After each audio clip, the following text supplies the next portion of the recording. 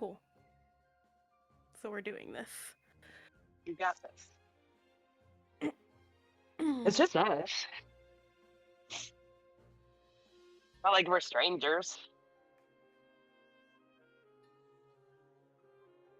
Your niece just walked by and whispered, "Stranger danger."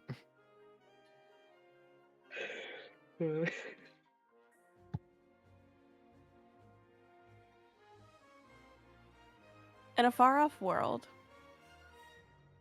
there lives a continent in divide, though the divide was once much smaller than what it currently is. Half of the continent belongs to those that live in Fainwick, an idealistic, wild, and untamed land that lives in its own populace and walks amongst their own faint divinities, beings of godlike powers that walks amongst them and live a day-to-day life. They know of wilds and grand adventures and being one with nature. On the other side of their border is Haven, a once the most powerful force in the region. They separated themselves from the Wicklings and decided that they did not want to worship and give tithes to those of these faint divinities that just seem to have a little more power than the rest of them, and why should they worship that? And they decided to strike out and take down one of these faint divinities that dominated the surrounding regions and killed the granite orphid known as Shawnush. While killing him, Shawnush, the great serpent, said that he would have his revenge. But Haven believed them to be victorious, and as such, used the corpse of this faint divinity to build the great walls of their godless gate.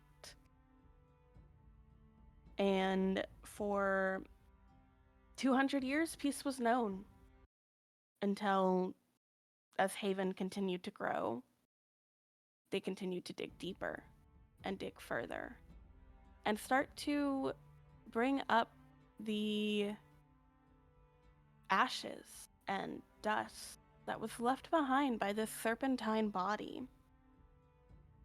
And over the last 2 years, half of Haven's populace has fallen to what they are calling the serpentine sickness, this great revenge that Shawnish said that he would have. The serpentine sickness only has one cure, one that Archmage Phalix discovered, a rare red flower called the Crimson Lady's Veil that could cure this serpentine sickness, and the only place to find it was in Fainwick. And so Havenite armies charged in to Fainwick and began cultivating these red flowers, but they were super rare. For every one red flower blooms, there are 10,000 of the white ones. So, to combat this, Archmage Phalix decided that the best course of action would be to pluck out the reaping eye of the most powerful faint divinity that protected the land, the great owl Nicta, the shepherd of the seasons. They were successful, and the reaping eye was stolen. And Fainwick's balance was overturned as Nicta could no longer kill the vegetation and plant life that was needed for each growing season. So now Fainwick lives in an abundance. In the years since that has happened, Haven has conquered the bogs, turning the fields into harvest for red flowers. The endless growth seems like a gift until the Witherwild came about. Fainwick's flora and fauna is flourishing. It's uncontrolled and unchecked. Animals are swelling to massive sizes, and there seems to be no end. And it's at this point that we enter the world, with Haven waging a war and Fainwick fighting back to protect themselves, Haven's only goal is to save their people, which is also Fainwick's only goal, is to save their people. And who can say what is right or wrong? But that is where we begin, in a time where there is unrest and where the tides may be turning.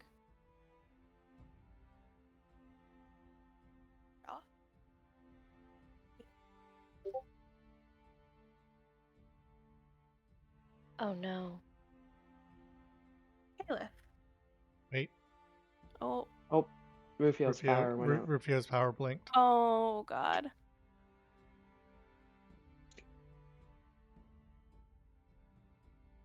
We will start off with Caliph. Why is it gotta be me? Because you always make her go first. Oh, I made her go first exactly once. Exactly. Traumatize me by killing Caliph in front of me, motherfucker. Yeah, that was a pretty big one. I saw that. That was pretty fucking rude. Yeah. Great story. though. It was great. It was a good fucking story though, right? Oh, it was I really, ate it really, up. really good. Yeah. That was Kind of messed up. You did that to someone you love, was but really fucking rude. If that TikTok sound had existed then, I would have been all over that.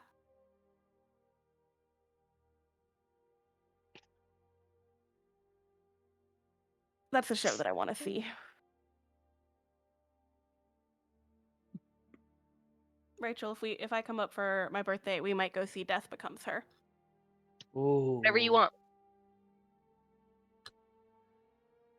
Have you seen any of the music from it, Callie Rachel? No. You've heard the TikTok sound though of that was Yes. rude. That's Yes. from Death Becomes Her. Okay. Oh, and a Windows update. No. Oh, Poor Rufio, man. God. I felt that. The world is also working against me. Ugh.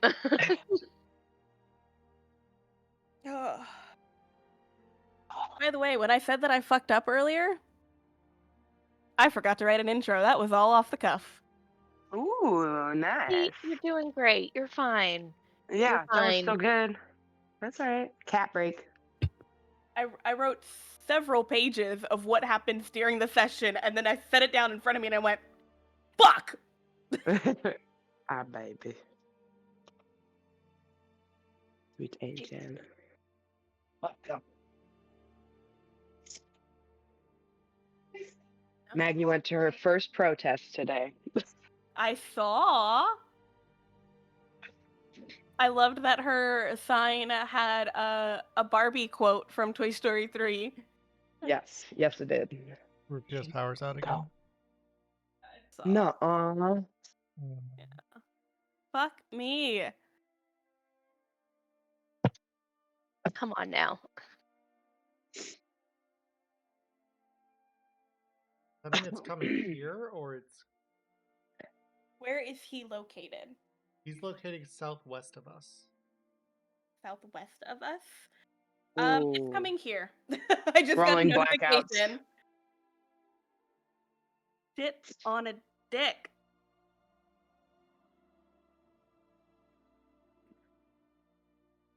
I'm pulling up the radar now. It's gonna be just me and Rachel in the chat. So, what's your character like? He's confused. He's very confused. That's coming right towards us. Yeah, Rufio is on that circle. Yeah, it's coming right towards us. Mm-hmm.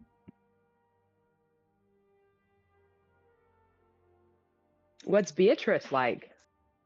We'll get there. Oh, damn. Okay. No, go ahead. What is she like? She could be a little bitchy, but that's okay. Okay. I like that. I feel she's definitely like, I don't know. I say she's a little bitchy, but like she's partially inspired by like how I've seen Sherilyn take care of her sisters. Like very like I love you so Yeah. much, but you irritate me. Yeah. And just very like on top of it. Like that's partially Okay. she's big sister energy, which I kind Yeah. of got from Sherilyn. If she had Bebo as a brother, Sherilyn, could you imagine? Could you imagine? Oh my God, Charlene with a brother. Well, so fun fact about Beatrice, she is the sister to the first character that Rachel ever played in D&D. That is the Okay. tiefling bard to go with my swashbuckling rogue. Okay. So I have some knowledge of Beatrice's family a little bit and that kind of thing already. Yeah, she was when she was given the background of Beatrice, and she said something like, especially when her brother went off with some pirates, and I was just like,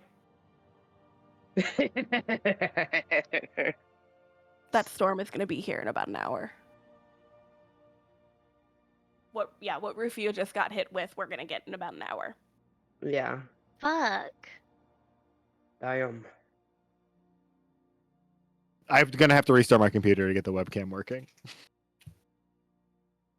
because it's shut down wrong. Ooh. Yeah, it'll. Okay. All right. If it's not my headphones, it's a power outage. So.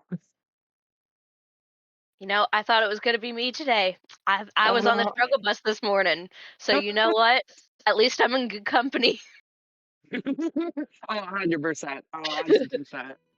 You guys should have seen me when I was trying the headphone things. I had two of them, so I'm taking them on and off and plugging them in and playing with the settings, and then taking them off again and plugging the other one in. Yeah, we're a mess. It's okay.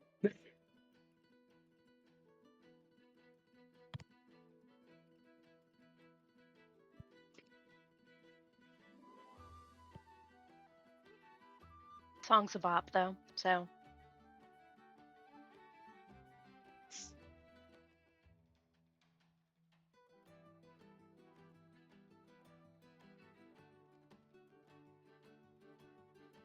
From. This song in particular is from Baldur's Gate 3. That's what I thought. It's called Bard Dance. Yeah. of course. Mm-hmm.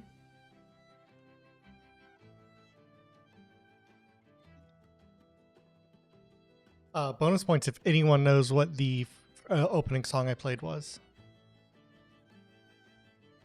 It sounded I familiar. can't even remember the opening song. Mm-mm. Respectfully. Respectfully. But you should know that's not a lot coming from me, Rick. The respectfully or the don't remember? Both. Right, are you just saying that it isn't that respectful, or that the respect isn't valuable? Yeah. Oh, I'm not trying to be mean about it, but I don't remember. All I know is I start dancing when I recognize tunes from other campaigns. I'm like, oh shit, we heard this like last week. Why? That's okay. You physically plug it in and out. That's what I'm doing.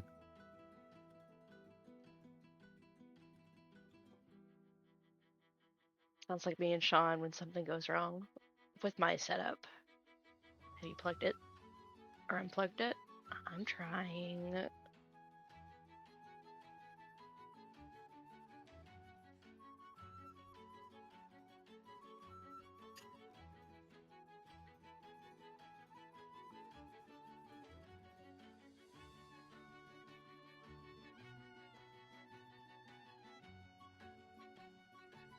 Down arrow. There's everybody.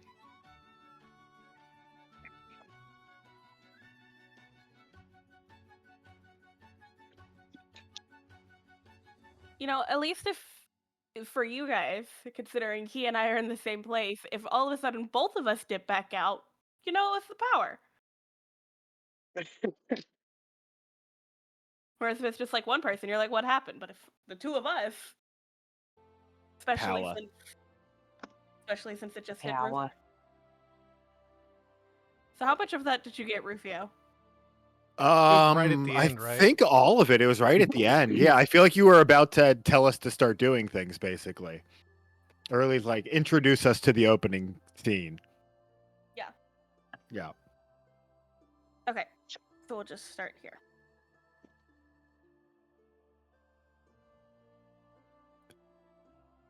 So, Kalis, you've been roaming around for a little bit now. You just stopped by at an encampment of some, not necessarily rebels, but maybe some people that have a little intel as to the next attack that the Wicklings are going to do on Haven. And you're just kind of going along your day, thinking to yourself, when a little bird flies by, and it whoop, whoop, comes back, and it does a circle around you. And you notice as it's doing that circle that tucked into a little piece of leather around its neck is a letter.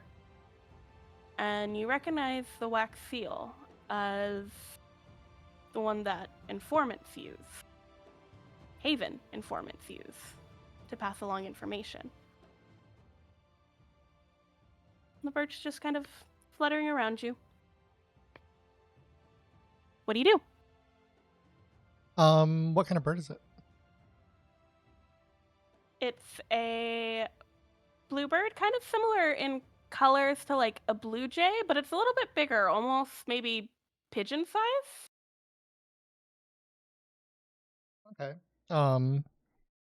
So yeah, I will sort of hold out my hands, and as I do, this like red and green sort of like energy will like form around my wrists and sort of form into like this like perch.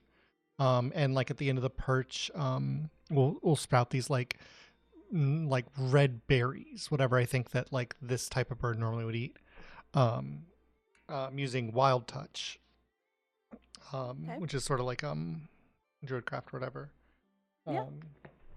And I'll sort of like hold it out. Come here, little one. I think I have some food for you. And kind of flares about, goes in close, gets close, goes back a little bit, and is looking between you and the branch.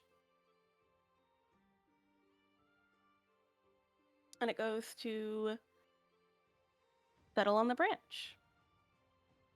And I'll sort of like wait, and like let it get like start digging in and like really getting into it. How is the like the letter attached? Is it like tied on, or is it like holding it? It's I said neck before, I meant foot. It's like trapped. It's like tied around one of its feet with like a strip of leather.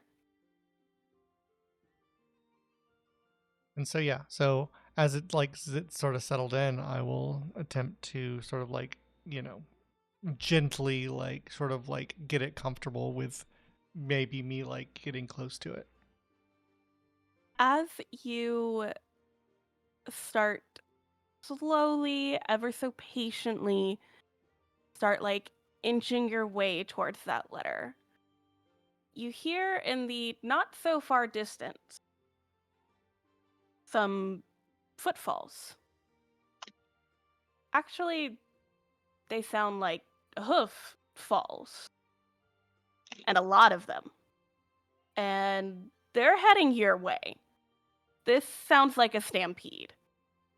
And the bird also hears it. And instead of just flying off, it flies up onto a branch in a tree a little bit higher. But this stampede is definitely heading towards you. What are you doing? Um I am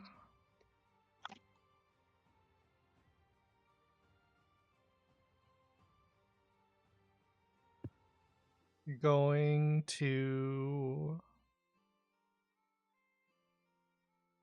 Birds are so skittish.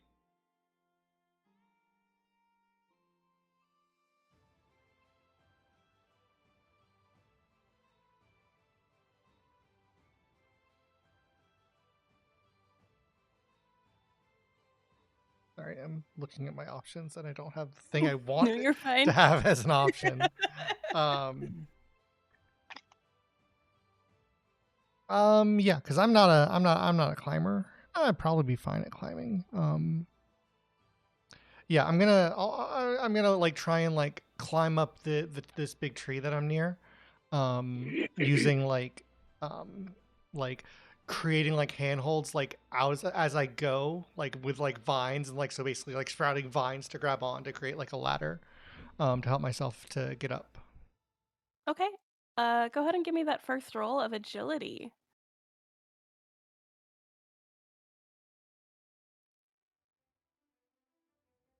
That is a 12 with fear. Okay. So I Sorry, will 13 with fear. Okay, so I will take that fear. But you do succeed. That is a success with fear. So you're climbing and you don't get quite up as high as you were wanting to, but you're out of the way. You think that you're good, that this stampede isn't gonna rush into you, rather it's just gonna rush by you. So you sit there and you take your time, and that stampede is getting loud. And they start whipping right past you. And this is a weird, in a way, grouping because it's deer and elk and moose. And while they're all similar animals, normally they're not running together. But man, they are making a beeline northward to where a nearby haven, the border is to get into Haven. And coming up at the rear of this stampede is two more antlered creatures, but they're not. One of them's running on all fours, but it's a bear. And with that bear is someone that you've actually seen before. You see, Katak is doing the last bit of herding along, and Katak, or I forgot to have you describe yourself, so we will get to that in a moment. But Katak, if Okay. you could describe yourself and then tell me what you're doing. Sure. So Katak is a pretty tall and slender fawn with these large backward curling horns that do seem like outsized for his frame, and sort of wearing like just very like standard sort of like clothes that he's had to make himself, like, or like barter with for from people, either from like pelts or like just like whatever he can trade for, because he's been out on his own for a while. He does have a bit of a beard growing, uh and is a goat person, a fawn. So he has hooves and a very deer-like sort of like a very smallish sort of snout, but it is definitely there, unlike what the picture would show. But and then he is of course with his very large bear, Kokuma, who is actually not very old. He's just grown very quick for some reason. Hope that doesn't turn into anything bad. And some horn sprouted on him. He thought that was great, just clearly a sign of their bond. But you see, Katak is sort of like, Katak would definitely see Kalis if he's up in a tree, by the way, because a lot of the time, if Katak is doing this thing, he ends up jumping up onto the limbs to jump between them. So he would definitely see Kalis, Yeah, and like wave 100%. at him. Yeah.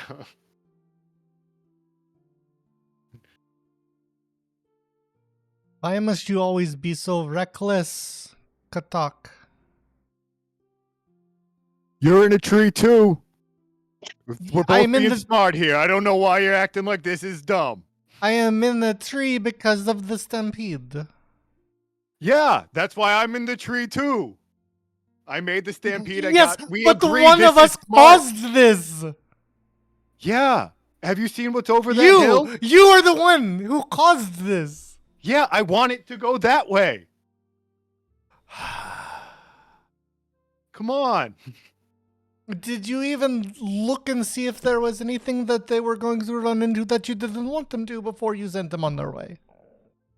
I've done a mental map, and none of the groups that I've worked with are along this path. Hello? You're not a group. I'm on the path, though. Does that You are not not a count? I cannot account for individuals. That's too much. Too many variables.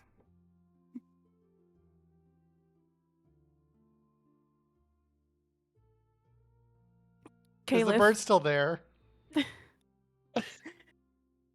Yes. Kalis, can you describe yourself real quickly for the group? Sure. Kalis is a younger elf. He has dark hair, and there is this like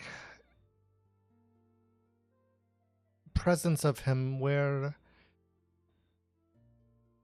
he has these like it's much like the withering. Is that the name of the phenomenon? Withering works, yeah. There's a Yeah. few different names.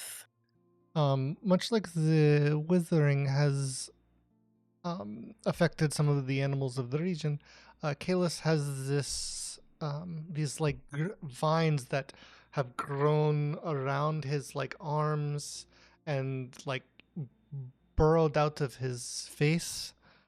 And they like when he gets angry or when there is a lot of like he's using a lot of magic, they like glow with power almost like veins of magical nature magic that sort of envelop him.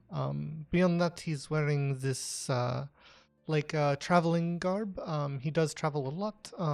He has like a mantle made of like these dark feathers, and he has a few like small like talismans that he seems to keep on him. As well as he has a pack that is he always seems to have whatever he needs in his pack. It is something that you need to have when you are traveling. And yeah, he is normally like he is odd because sometimes he has this very serious tone, but he has like a very playful side as well. Almost like that side is who he is, but this like darker side sort of is overlaid on top. If that makes sense. Okay. And to answer your question, yes, the bird is still there. The stampede has continued on. They've thoroughly been spooked or given their directive and are continuing forward. They've kind of left the vicinity. And is it real quick review? Is it your bear's name? Say it one more time. Kokuma. Kokuma. Okay, so Yeah. Kokuma, he's a bear. He can climb trees. Can't climb them as quickly as you can, though. So he's kind of on the ground, just sitting, looking up at the two of you converse. And that bird that you, yes, sorry, new things that I have to remember how to do. That bird that you saw that had floated up to one of the higher or flown up to one of the higher branches, flies down to Kokuma and lands on one of its horns. Just resting there.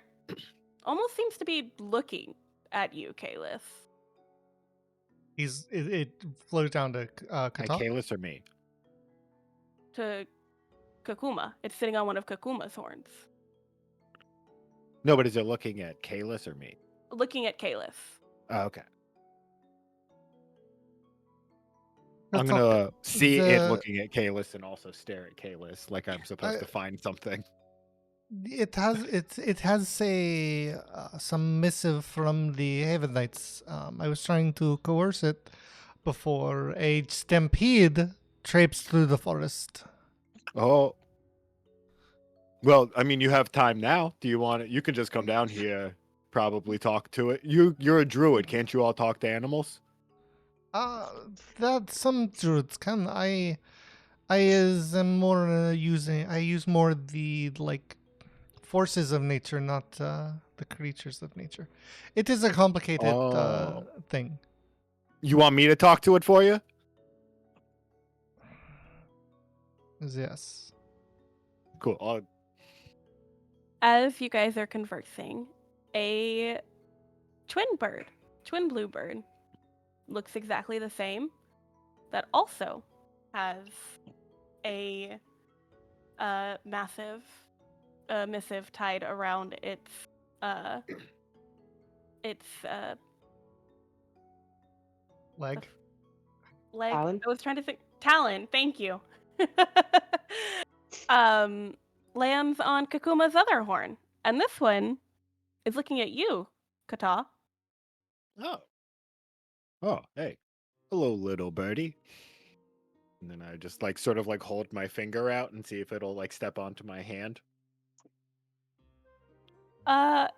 It does that thing that like all animals do when it's slightly perplexed. It tilts its head a little bit and gives a little tweet, and then comes over and lands on your finger. Yeah, just like slowly move it over and then untie whatever the little letter is. Thank you. Yeah. And it flutters off and goes into the top parts of the tree and is still looking down. Cool.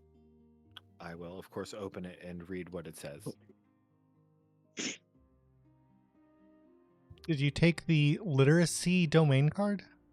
Probably not. Kalis, what are you doing? I'm just looking at them from afar, like trying to figure out why these birds have like come to us. Because like they're obviously like they're here for us. So you're not approaching the bird? Oh, I thought the bird was still on his horn. Yeah, you're not climbing down the tree to get to it? I thought Katak was gonna get both of them, but I will Now that one the showed up, tree. now that one showed up for Katak, he doesn't care about getting the other one for you.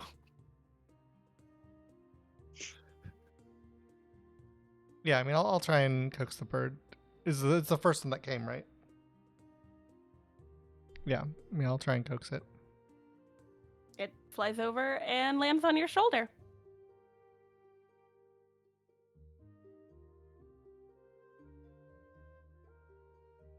Was getting to it. It's not that one. I didn't realize they were different. Yes. This was the first one that showed up. This is the second one. You take the letter? Yeah. Okay. Once you do, it flies up to its twin.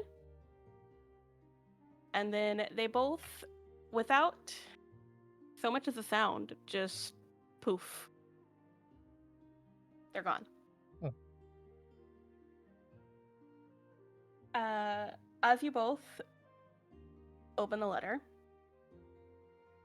you don't recognize the handwriting. Neither of you have, in your trials of trying to repay Haven for what they have been doing to the Wicklings, this handwriting hasn't come across your path before. And written in the letters, they're actually mirrored. They say the same thing to both of you, which is, your efforts have been noticed. I have intel of a plot that may bring about more ruin to Fanewick. Meet at the Port Key Tavern 3 days from now when the sun will start its descent, and order a powder smoke from the bar. That's all that's written.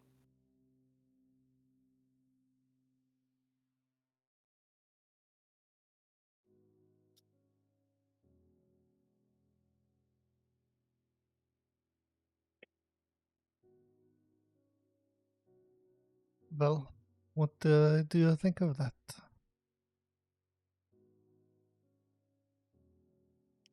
It's either really, really good information or a trap. I don't know which one. Yes, that I think that is about the lay of it. So what if we like plan for a trap but go anyway? Like, I mean, I think that we should go anyway.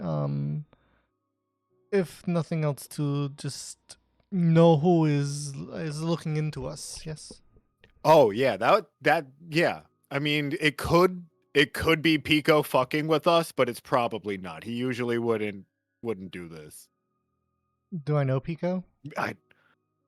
You've probably met him. I've been working with him for a while. Where do we know where this tavern is? You would know it's near. I'll pull it up on here real quick. Activate. You would know where it is. It is near, not too far from the border of Haven and Fanewick, and also a little bit further than it is from the border. Yeah, it's right over here. A little bit further than it is from the border, but not too far from where Haven has set up their process going through the bogs and trying to get all of the flowers. It's an area that is that has mostly Wicklings, but known to be a few Havenites that kind of go around the area. And it's about a day's journey from where you guys are currently. Yeah, it is only a month away from being a war zone. It is right on the border where the Haven Knights are encroaching. So, if we want to, did it give a day? Is it just tomorrow? 3 days time. 3 days days? time. Yeah, I thought it was 3 days. Yeah. 3 days' time when the sun will start its descent. So, because fuckery of the weeks being long is that the sun still does a normal, like as we know it, a sunrise and a sunset, but it takes It's a just much really longer fucking slow. time. And so like you know that as far as like when the day is like when the sun starts going lower into the sky, like it does give you when the sun will start its descent does give you like a definitive day of like you guys know, hey, that is actually 3 days away. So is there like a It's- full day of dusk? Days. Yes. Okay. I'm making it so. I don't know if that's actually Sure. what it is, but I'm making that so. I mean, it would make sense. Well, we have a few days' time if we want to perhaps go and get a lay of the land before we, scout. We can scout around and see if there is any sign of people that are not normally around being around. Katak, I am talking to you. Hello. Oh yeah. That would make sense. Were you even listening to what I was saying? I was, but not. Okay, what did I say? Katak? Actively, I was. Okay, we should go ahead of time and see if there's like weird people around or things like that. How do we know if they're weird? Kokuma, did you remember what it was? Do we have to ask them questions or? We will see. But I think the sooner we are there, then the sooner we can know what we are dealing with. Oh, definitely. I mean, that's part of planning for traps and setting for traps is showing up early. And what else? So there's preparation, no hesitation. That's part of it, and of course, the third step where they go successfully. Right. All right. Well, let us go forward. At least we have. Yeah. Let us go. Yeah. You wanna get on Kokuma? He's safe for now. No, I like to have more agency in my travels. Just like we're going pretty far. Okay, sure. I'm gonna But we're going hop like on Kokuma's back. we're going for like a day. That is not very far. Both of us have traveled through these forests for weeks at a time. Yeah. I like riding things. I've always ridden things. Have you not been? You should have noticed this. We travel at different speeds. Yeah, I mean, I can. Before I had Kokuma, I had that deer of some kind. Yeah, I know. I mean, I can travel faster than Kokuma can if needed. You want to leave Kokuma behind? That's fucked up. We can't just abandon him if you need I to go am faster. saying that if you are riding him, then I can match his pace. Oh, okay. Okay. I see what you're saying. So yeah, I mean, we'll start moving. If we want to move faster, I can wild shape. So as we head out, I will wild shape into a nimble grazer, just for travel. As you guys set on your journey to the Portkey Tavern, we shift scenes to another forest, the section of the forest where Adros, you have been wandering around Fainwick for a while now. And while Fainwick is not your home, you're a Havenite, you can't go back home. It doesn't feel right. You're torn between what you were raised to believe and what you fought for as a warrior for Haven. But recent events have shifted that. And so you have taken to wandering through Fainwick and staying in inns and taverns when you can, and you're not adverse or against, staying in the forest when times are necessary. And if you're walking through, you come to this small clearing that, not necessarily a clearing, but a little bit of a break in the pathway. And there's this big tree in front of you. And at the base of this tree is a ribbit who's a little elderly but not necessarily old, but getting in on his years. And he is accompanied by two little goblin girls. One of them is maybe early to mid 20s, and the other one she's a little girl. And the ribbit, he is of red skin tone, and all of them, they look like they're travelers. However, he seems to have a walking stick and maybe a bit of a splint around one of his feet, one of his ankles. The older goblin girl, both of the goblin girls are blue skinned. Their ears are they remind you of like bats. They're big and pointed, but a little more rounded towards the bottom. And they're all just staring up at this tree. And and as you approach, you hear the youngest of the group go, "Allie, come on! We don't have all day!"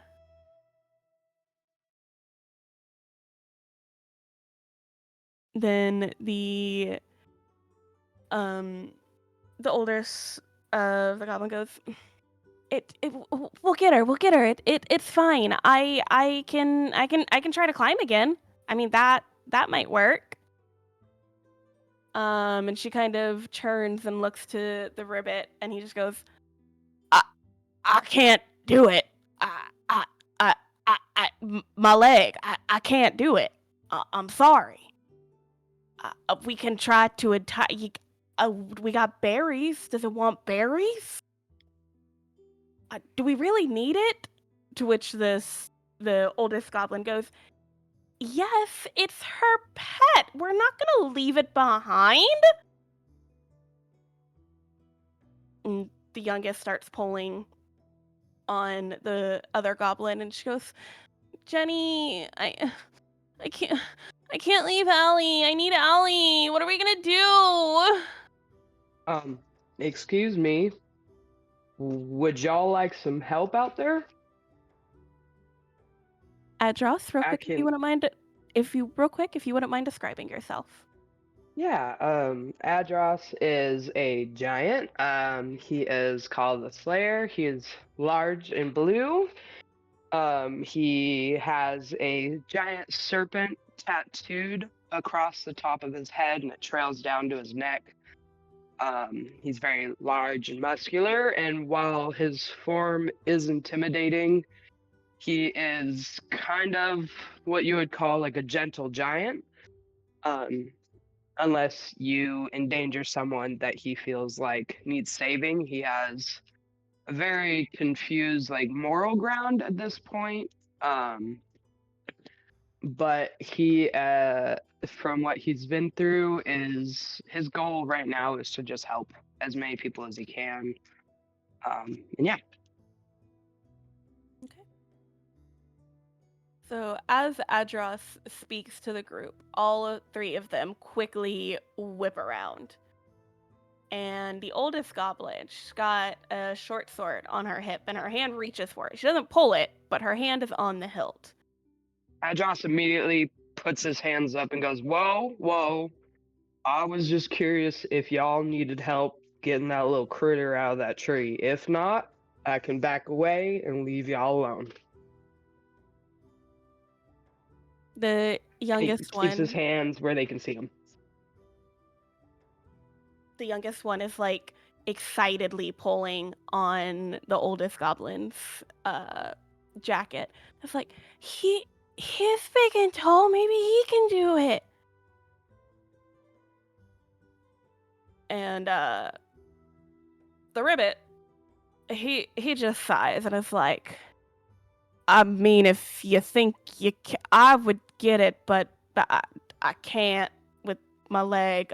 But a damn wither beast scared this little one's sable up the tree, and it should be able to get down on its own, but we can't get it. I don't know what to do. You can Well, see if you don't mind, I can do it.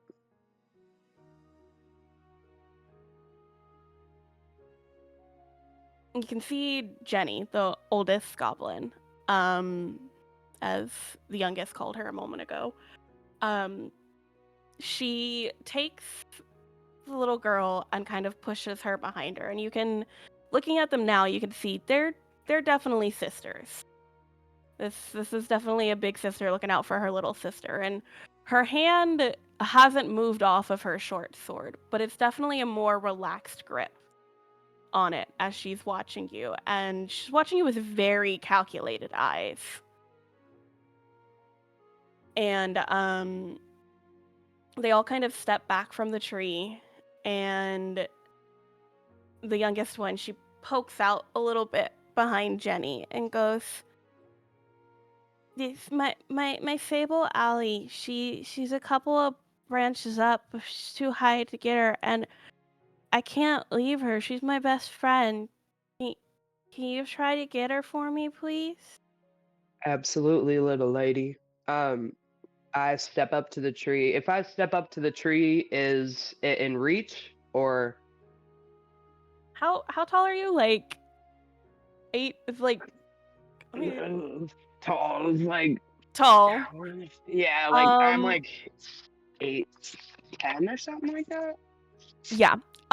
You Yeah. step up to the tree and you realize all you really need to do is, like, there's a rock that's around the bend slightly, so you'd have to reach, but like you step on that rock, you can easily get that sable down. So I'm gonna go ahead and step up on the rock and slowly but surely put my hands up and grab the fable and pull it down slowly as I can. And I turn towards the goblin girls and I don't dare reach behind Jenny to Natasha, but I like just hold it out to them with like a soft smile. Okay.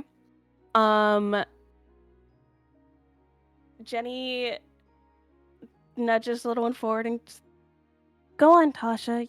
It's okay. And like Tasha just darts forward and scoops Allie up, and this little Allie is a sable. It's a little black ferret that's got a blue ferret-like creature. That it's definitely in the weasel family. Doesn't quite look like a ferret, but it's a beautiful silky black fur. It's got a little blue bow that has been tied around its neck.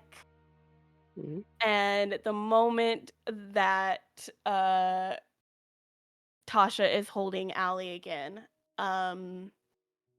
it just starts like going all around and like nuzzling Tasha, and Tasha is just giggling so hard and just very excited. And you can see Jenny is like, there's a sigh of relief on Jenny's face because they did not know how they were gonna get this pet down. And the ribbit turns to you and goes, well, we're mighty thankful that you came along when you did. I don't know what we would have. With just the three of us on the road, there's not. I don't know much of what we could have done, so thank you. I don't have anything to offer but my thanks. You're very welcome. I don't need anything else but your thanks. I hope y'all have safe travels, and if you need more help, I'm right here. Well, again, thank you. We have a little ways to go still on our journey, so we're gonna head off because we got peoples that are expecting us. But again, thank you. And the ribbit and Tasha and Allie start going off, and Jenny's following, but she's pausing and she's looking at you. And she lets them get a little ways away before she comes up closer to you. I just stand there And awkwardly. like she comes up to like maybe knee level for you, but she squints at you and squints really hard, and you feel like you are being analyzed by like one of your captains. Like it's been a while since you felt like you've been scrutinized this hard. And she tilts her head to the side and goes, "You're not from around here, are you?" I kind of sheepishly rub the back of my head and shake it. No, little lady, I'm not. And I like shift uncomfortably.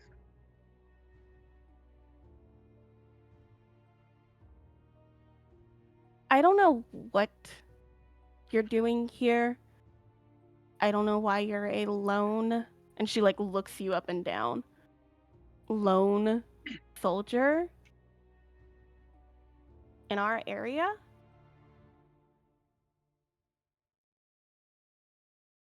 But a word of advice, while I appreciate what you did today, some of us may not be so kind. So maybe make sure that cloak that you've got on to hide your armor doesn't get raised up when you're doing a good deed. And then she steps real close. Oh, go ahead. No, go ahead. She steps up real close to you, and at this point is like she like motions down and go to so she can whisper to you. Dross takes a deep breath and leans down as far as he can. Also, if anybody asks, you didn't get this from me. You never saw me. You have no idea who we are. I don't understand why you're being given this, but there's some point to it. And she slides you a rolled up scroll that has a wax seal of Havenite on it. And she turns around and catches up to her siblings and runs off. I take the scroll and stare at her, stare at the scroll, watch her walk off, and like am looking back and forth. There's a slight panic in my chest. Kind of unsure, but I take a deep breath and open the scroll.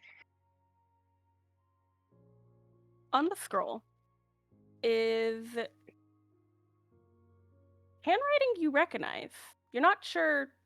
Actually, I take that back. We'll see if you do. What is it? Give me a knowledge roll, please. Knowledge check.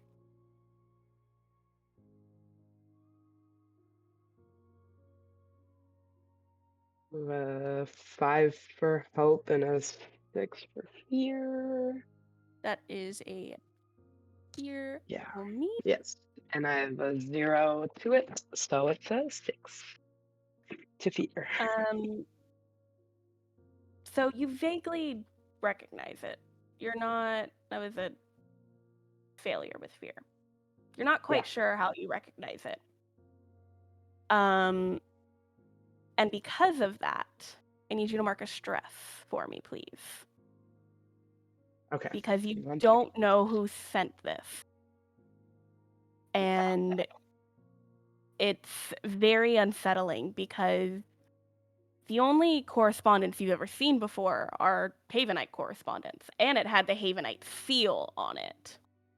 But I don't know who it's from, but it's familiar, and I have a little bit of panic going on. Okay. And All right. as you read that letter, it states, I know you wander torn. I have intel of a plot that suits you well. Something that may bring ruin to Fainwick and Haven is brewing. Meet at the Portkey Tavern in 3 days from now, when the sun starts its descent, and order a powder smoke from the bar.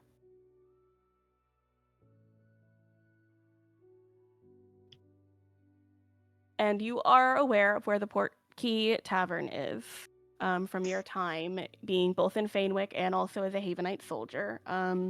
It's an area that isn't too far off from where your troops are currently plowing through the bogs. It's about less than a day's journey from there, and about 2 days journey time for where you are.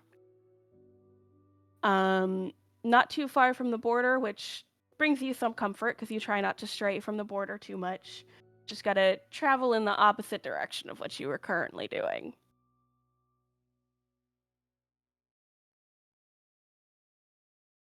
Okay. I am going to head that way and see if I can just kind of like scout around the bar or the tavern.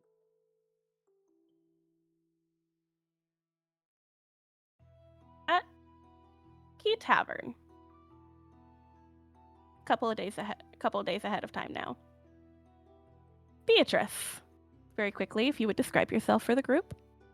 Yeah, so Beatrice is about 5'10". She's pretty fit. She is an Infernus, so she's got purple grayish skin, long, like purpley hued ebony hair. And she always has like a book strapped to her. She kind of always has this very uninterested expression on her face, just very not about it. And that's kind of what she looks like. She's just probably chilling. Chilling indeed, she is. She actually is sitting over by one of the windows. getting in some gorgeous sunlight that is being let in from this tavern, which is a nice open space. It's got many tables, some that can hold big parties, some that can hold small. It's not very. It's midday. Time Yeah, is weird. that's gonna be hard this entire campaign. Yeah. It's mid-working time. Most people are still at work. Hasn't barely gotten too rowdy yet. It's lunchtime. Portkey Tavern's known to have some rowdy parties here and there, though they do usually happen when the sun is not in the sky. But you're just sitting there and you're going back and forth in your journal about your recent adventures in, trying to understand what this Witherwild is. And these are unprecedented times. There's nothing that you or your family, a family of historians, have ever come across before. So you're trying to get as many details as you can, and maybe it makes sense. You're not really sure. And as you're hemming and hawing over it, a gentleman approaches.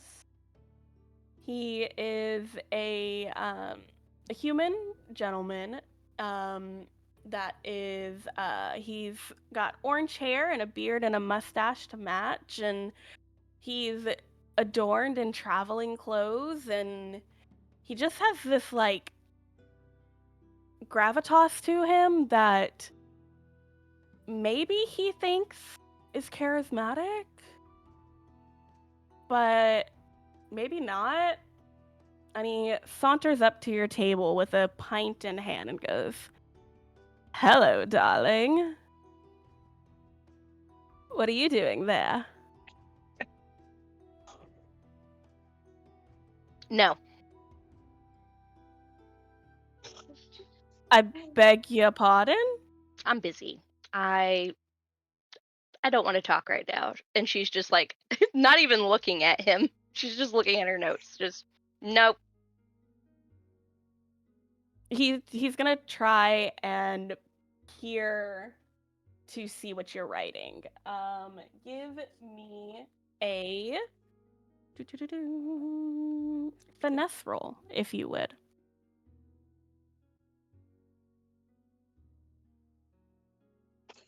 I have a 3 for hope, a 9 for fear, and a +1.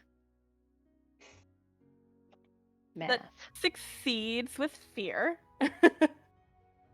So you're able to slide the book away from him so he doesn't read it. But in doing so, because he was so close, he ends up saddling up right next to you and just leans on his arm, sets the pint down, and is just leaning and going, "You're one of those smart girls, aren't you?" Smart enough to tell you to leave me alone, she says as she presses her palm to his forehead and just pushes him slowly away. He's like, he lets you push, and so he slides down to the end of the bench and full on like straddles the bench and is just staring at you. God. "I have one question and then I'll leave you alone. Okay. I take that back. Sorry. 2 questions and then I'll leave you alone. Please, 2 questions and I'll leave you alone. I swear." I'll beat you with this book if you try to make it 3. She says as she holds up the book. And he concedes. He realizes this isn't going the way he wants. "Are you a bard?" Yeah. I mean, yeah. Say that with such gravitas. I like it. I mean that is my last name. It's Bard. Oh wait, you're the bard, like of the bard family. Yeah. Well, that answers my second question, which is going to be, are you the historian bard? But you are, aren't you? You've asked like 4 questions now. They all roll into one. Clarifying questions still count. What's your point, my guy? I have intel that might help you write this history. She's just gonna pause and like stare at him just dead on, like no expression, just really weighing her options. No tricks What up my kind of- sleeve. You can sit right there, no Mhm. closer. I'm not that type of person. Understood. What kind of intel? Intel of a meeting that is taking place, of a plot that can bring ruin to both Fainwick and Haven.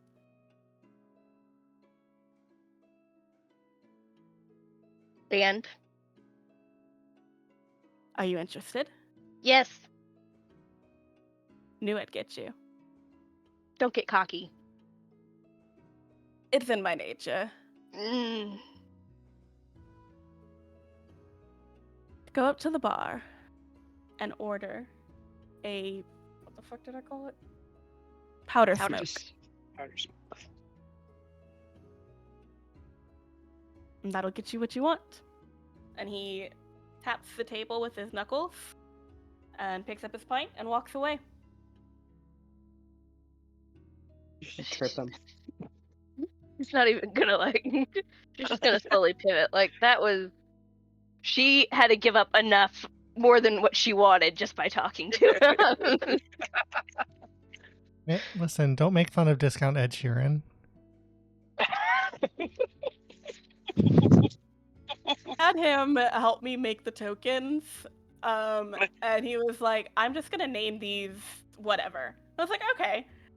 And I left a couple of them. But yeah, Oscar, as even though he never gives his name, was typed in as discount Ed Sheeran. I mean, he was in the love. He was in love with the shape of me, but nah. Mm-mm. The only thing I know of Ed Sheeran is that he had a terrible cameo in Game of Thrones. That's literally how I looked up how to spell his name. Is I looked up music cameos in Game of Thrones. Rachel. Callie Rachel. Your fucking daughter is going back and forth in the background. It's like our cat, but a human. Oh, the cats are on the ground where you can't. Margaret! She's getting dessert and getting ready for bed. Sorry, guys. You can see. Look, Salem's looking at you. He's on the bed. Oh, sweet angel. No, Cat but it's just man. every time she walks behind, she's doing. Yeah. Oh no, she's 100% interested. Now she's crawling on the floor because she knows that you guys saw her. Yeah, I called you out. Stop Listen, shaking my chair. Okay, go. that's just a +2 to finesse. She's just Run away! There was no finesse to that. That was beautiful. No. Dessert, Jammy's bed. Go. Thank you. I've been silently momming. Yeah, you're good. You gonna take some time to think it over, Beatrice? She's It's okay if probably we- gonna do it, but she's gonna like. He didn't really give her a specific time, did he? No. But So I she's gonna will wait. say, because I didn't. She gonna wait? So she's gonna see if anybody else. If this is a meeting, it's all gonna happen around the same time. That's what happens. People enter into taverns at the same time. Ooh, secret meetings, revolutions, yada yada yada. She knows this. She knows what to look out for. She knows the history. Yeah. Okay. we just literally watched Hamilton twice. I was about Basically, to say, Hamilton just went through my head. we watched it the last 2 nights, and then I had it playing earlier today. So raise a glass to freedom. Yeah, Yeah, I've that's been in what one I of the play when bars. I'm doing dishes at work and I want to be left alone. Fair. I've been in one of the revolutionary bars. It's really cool. Okay. So Beatrice, you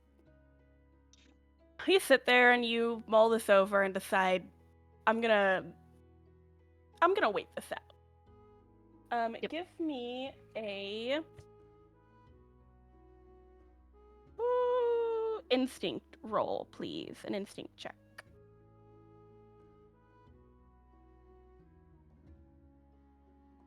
7 to hope, 2 to fear, 0.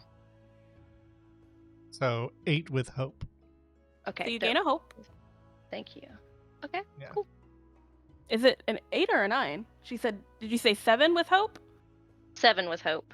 Oh, Yeah, so it's 9. So you gain a gotcha. hope. Dope. As you kind of are being like, okay, I'm gonna wait this out. You kind of also give a glance around the tavern, and you're like, okay, it's gonna be a meeting. People are gonna be coming. Is anybody here? And you give a glance around, and you see one shadowed figure to the back that's very much just sitting in the shadows. Can't make anything out about them, but they catch your eye. And then over in another corner, you see another person sitting there. This is a tall person. They're a big person. And they're trying to not look like a big person. But again, can't really make out any details, but like they're definitely trying to blend in. But they're not doing a great job of it. So that's kind of all you gather as you're sitting there and waiting until through the front door enters two people that you might actually recognize. You definitely recognize one of them. You recognize the elf. I don't know if you would have. Maybe you've come across the fawn a few times. But they enter the tavern, and the two of them are arguing about something. Always. I told you, I told you, Katak. Bears do not like to eat, just wood. You have to feed him something more substantial than wood, like fish, or you're muted, so I don't hear you, which is great He for likes me the arguing. wood, though. No, it has no nutrition at all. It is only like. It's all he's eaten. And I've tried to give him meat. I've tried to give him berries. He just eats wood. Do you think that maybe this is why he has started to grow these horns? I don't know, but I've never seen him happier. So, do you want me to? I mean, Pause. I think Rachel has lost connectivity. Have I? Sorry. Other that was me. Rachel. Oh. I was wondering. Yeah, I heard a bunch Shit. of disconnecting. I'm gonna have to start referring to you guys as your character names. yeah, I was gonna Yeah. say Yes. it's probably fine. make it easier. That's fine. It's fine. I don't know. Alright, we good? Yes. I mean, I will admit his teeth are very clean. It does very He's good a for very cleaning his fast-growing teeth, boy. but He knows something we don't know. But he needs the Hey, nutrition. Kalis. Kalis. As Oh, there are Trees have Beatrice, magic. Beatrice, can trees you have settle this magic argument? in them, Can and you he's settle this eating the argument? magic God, I tree. No, can't you- escape it. My childhood, and now be quiet. What's going on? Magic Beatrice, trees no. as food. Katok, shush. Beatrice, can a bear survive on only wood Magic as their trees. diet? No. Or do they need... She's the smartest person that I know, Katok, so this is... Then This she is can go the- tell Kokoma to stop eating the bear. Stop eating the Does he trees. eat more than just eating trees? Is he supplementing his diet? Why are we arguing about this right now? What are you two doing inside of here? Because I'm worried about the well-being of his bear. Oh. We're looking for weird people. I'm looking for weird people. Thank you. I feel like you both found weird people in each other. Anyway, it's not that I feed him wood. It's that he eats wood. I'm wanting now to talk about the weird people. I've settled this. I've put my opinion on it. Take it or leave it, but I'm not talking about it anymore. Weird people. Okay. As far as I'm concerned, Katok, the argument is ended and I have won. I'll put it down in the ledger then, I guess, but it doesn't feel fair. I don't know why you get to decide that you win. Well, because we asked the smartest person that either of us know, and she settled see- that.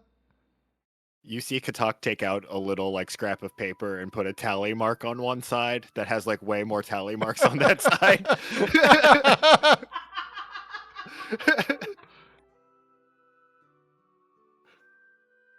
As you sit down to join Beatrice at the table, the bartender comes over.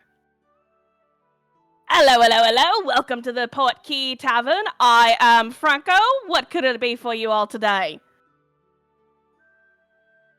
Do you have a cider? We got ciders, we something. got ale, we got mead, we got wine. Can you pour a mead and a cider in the same big glass? Never heard of that before, but it sounds interesting. I'll get back to you. So we got one.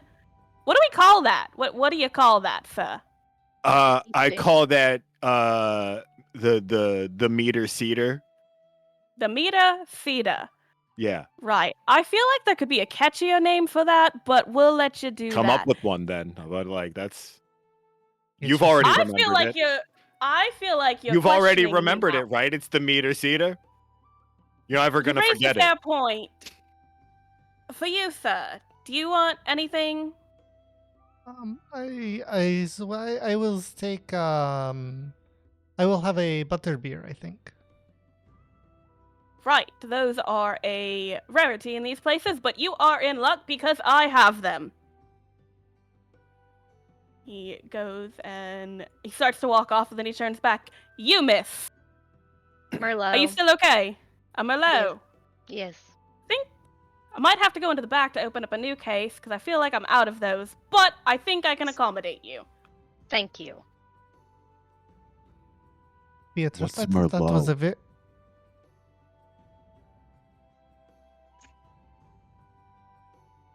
The silence is so loud.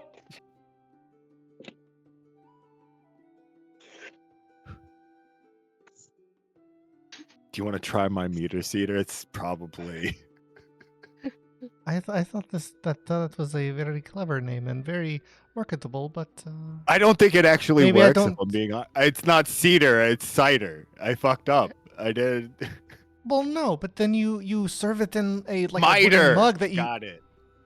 miter. Seed.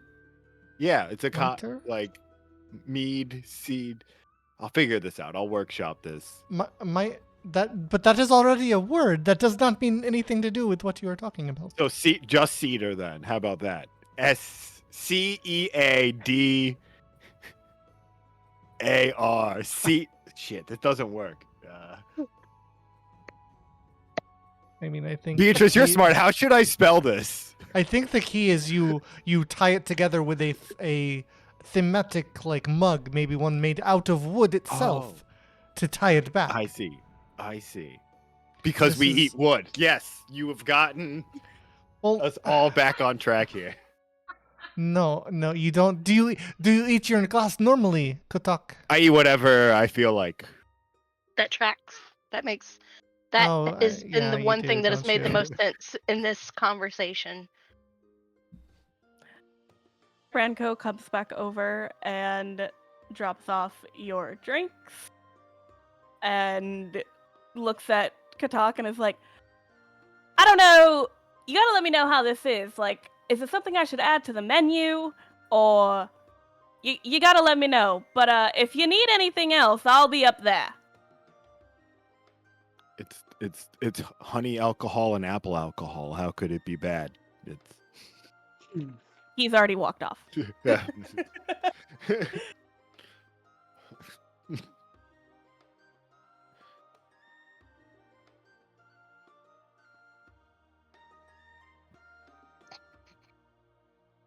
Oscar is making eyes with you and wiggling his eyebrows. Absolutely not. Why does She this just, keep like- happening to you, Beatrice? She just like looks up. She goes, "I guess I'm irresistible. I don't know. It's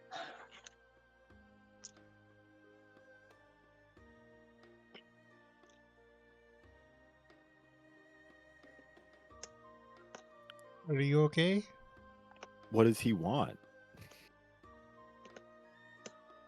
My dog's being a nutcase. Okay. Sorry.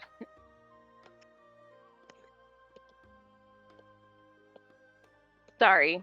She busted in here holding her bone, and it looked like she was smoking a cigarette. It was. She's still doing it. Sean was like, if you're gonna go smoke with your mom.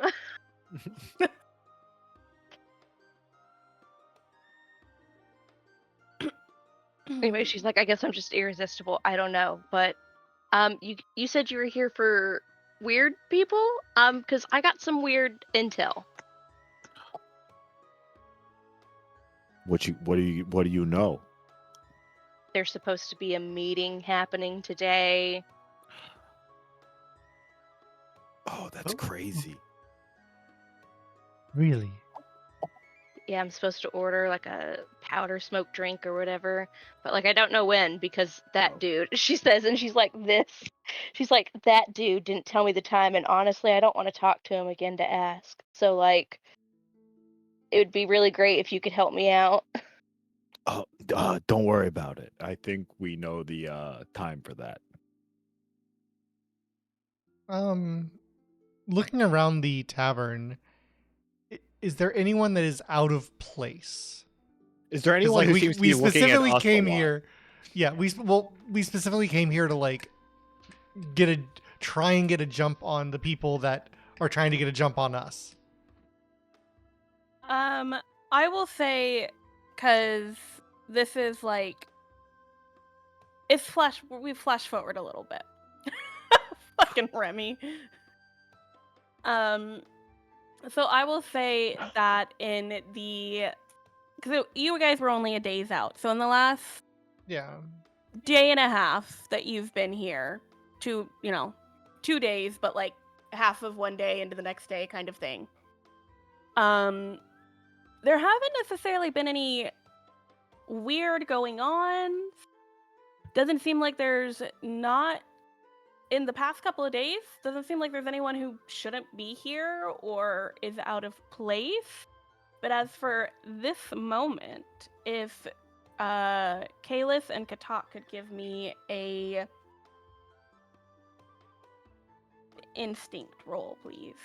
You should have one of us roll with advantage for the other two, as like an economy thing, because otherwise we can generate too much hope and you can get too much fear. So. That's fair. That's fair. So yes, So- one of you roll, and the other can add a d6. Yeah, the other can add a d6. Rufio, roll a d6. Sure. Oh, 1. It's fine. I rolled a 15 with hope. You gain a hope. A side note. We said this earlier, but I don't know if everybody heard. Everybody started with 2 hope, correct? Dose. Yeah. I think Rachel Beta has only one to roll with hope, right? Yes. Okay. Prior to now, yes. Okay, so I have 3 hope. Rachel should have 3 hope, and Rachel should have 2 hope, and Rufio should have 2 hope. Correct. Okay. Right. Okay, so that is a success with hope. Looking around, you notice the same people that Beatrice noticed earlier, the 2 that are in the shadows. One second. Can I borrow your 2d12 real quick? Can I borrow your 2d12 real quick?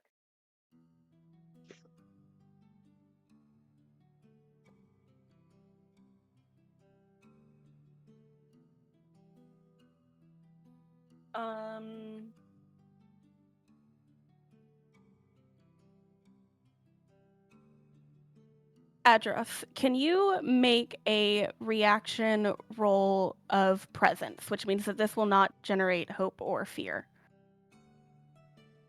Fuck. I have a -1 to that. Okay.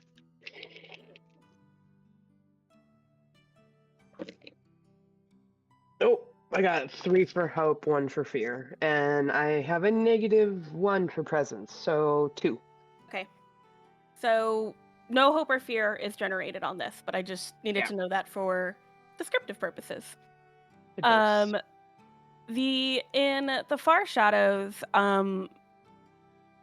you guys notice there's a gentleman there. He is wearing all black, and he's just kind of sitting there. You can't really make out much of him though. But you definitely know that he's sitting in the shadows and he's to himself. Probably maybe a little out of place. And when he notices you guys watching him, he gets up and goes to Franco, and they exchange a couple of quiet words.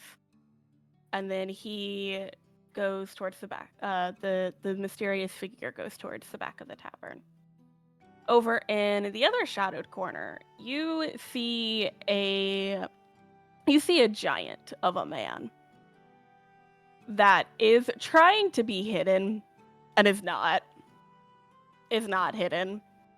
Very big, looks uncomfortable right now. And his eyes are kind of darting around, but he's very much keeping to himself. He has an ale in front of him, but in the time that you guys have been here, he has not touched it at all. And that's what you notice. There is definitely people here that we should keep an eye on. I sort of like motion towards the other side. Do I see any like distinguishing features about the figure on the left that I can get a feel for like what they're about, or just that they're like presumably some sort of like martial? Like I've seen plenty of soldiers. Right. This person definitely, Adros, does your cloak have a hood? Yes. This person definitely has what you would appear as a soldier's build. They're not as hidden as they think they are, so the lights is kind of catching them a little bit. You can see the gray skin. You can see even beneath the cloak that they are currently wearing, you can see muscles. This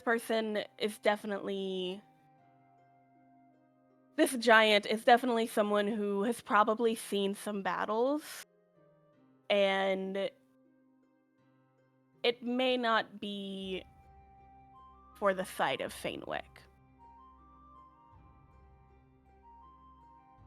And like as Kalis is sort of bringing this up, the candles on like that are on our table, they start like flaring brighter, and like start like, you know how like, you know, some candles are nice and like the flames like they start like shaking.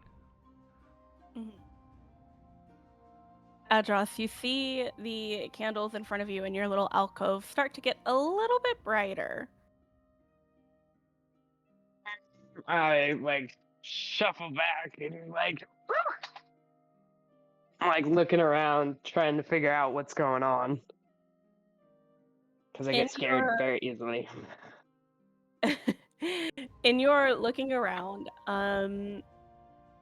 you do notice that this tavern that you've been watching for a few days, you got here about a day ago, a little less than a day ago.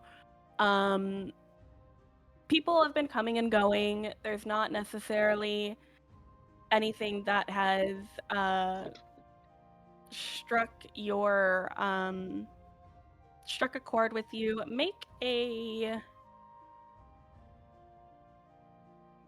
I'm so sorry. Make another instinct roll for me. Actually, no. Make a knowledge roll. I'm sorry. Make a knowledge roll.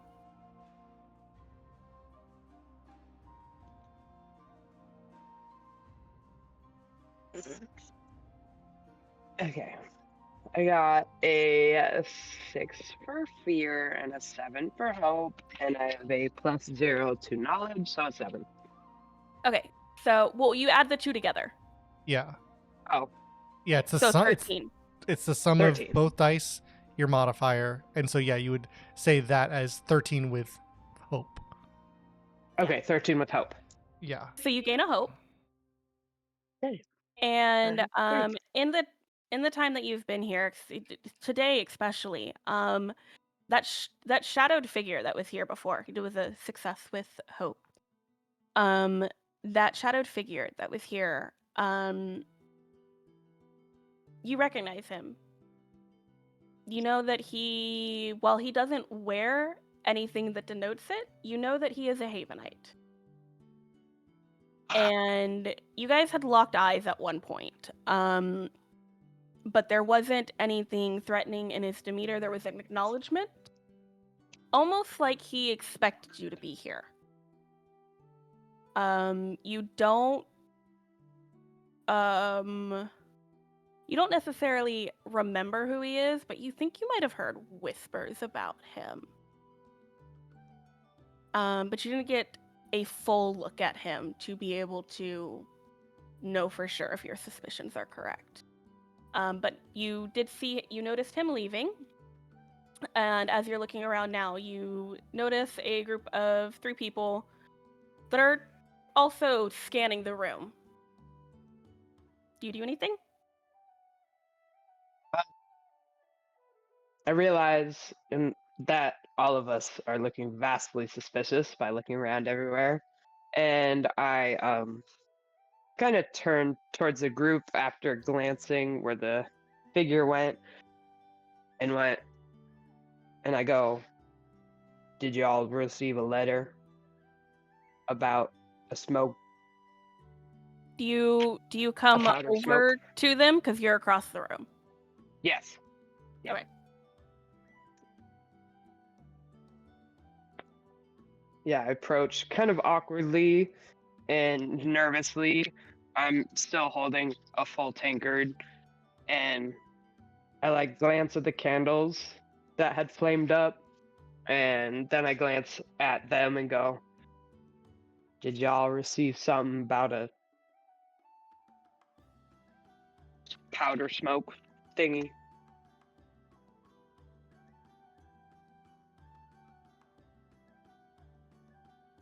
Feel you're muted. Did you send something about a powder smoke thingy? No, I received one, and it made me Oh. nervous. Oh yeah, that sounds right. That's like how that guy felt when we received our letters. Are we gonna order it, or Oh, do you think there's anyone weird here? I think we're weird here. Oh, okay, all right. I can see that. I take some insult to that, but I can understand your opinion. I suppose, she says as she straightens her back a little bit. I kind of bow back from her and shuffle slightly away because I'm intimidated.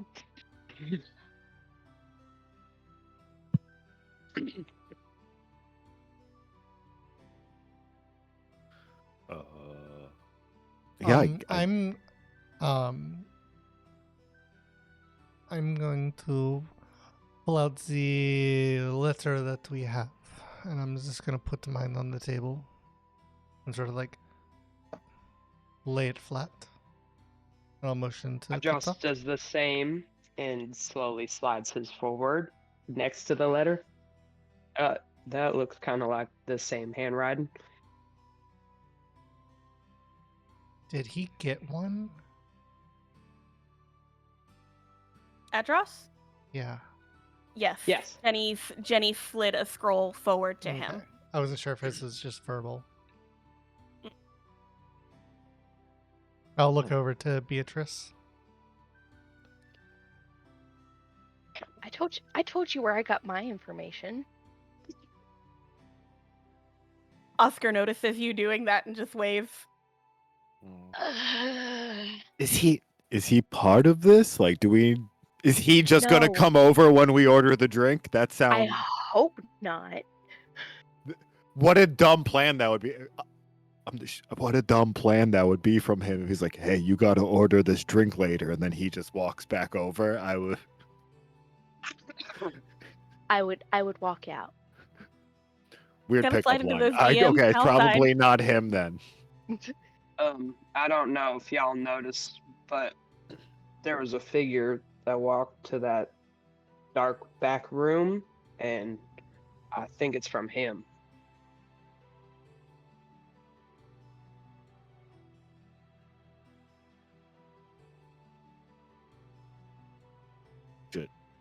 I am gonna take a look at the letters, and I just kind of want to see if there's like anything that like sticks out, like any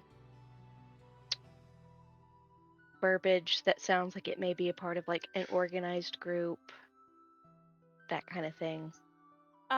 There's nothing that jumps out to you. This is definitely written by someone, you can tell by looking at the handwriting.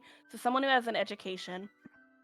This is someone who is used to sending letters that might be intercepted by the wrong people, but you can tell that knowing what you know of Katak and Kalis, you know that these found the right people. So, and from the uneasiness that you're seeing from Adros, you know that this also found his letter found the right person. There's no inklings of secret organizations or anything of that nature, but given that the rhetoric is very direct and succinct and precise, you feel like whoever sent these also has some kind of military or soldier-esque training.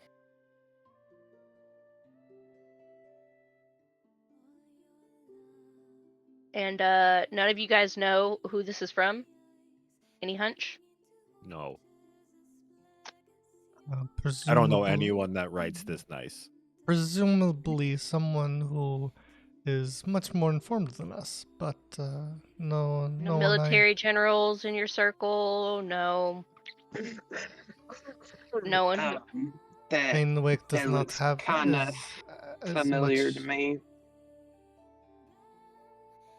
It's definitely from a captain of some sort. Like you may know this captain? Like, Maybe he looks slightly familiar, and the handwriting looks familiar to me, but I just can't place my finger on it, so I can't give you a definitive answer. do not sit on my keyboard. Absolutely not. Move your tush. The tail.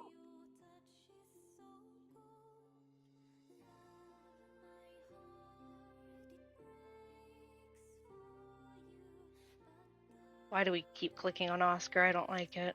Where's he going?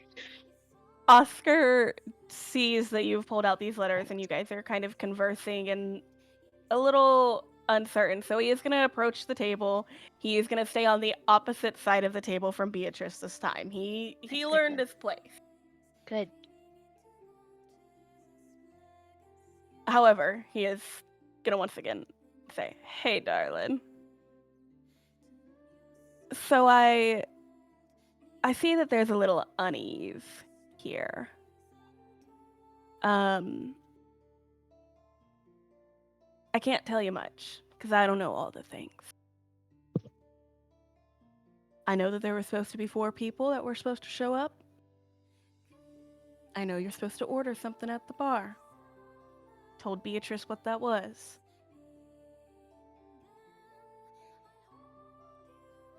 I know that you can go in there with your weapons.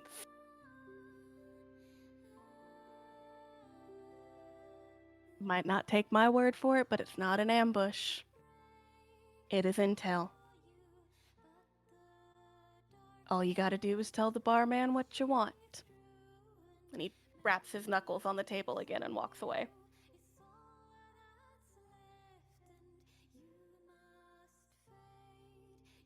know about y'all, but I did not like him. I don't like him, but I don't think he was lying. I don't Should think we that go to he the has bar? an. Yes, yes, we can.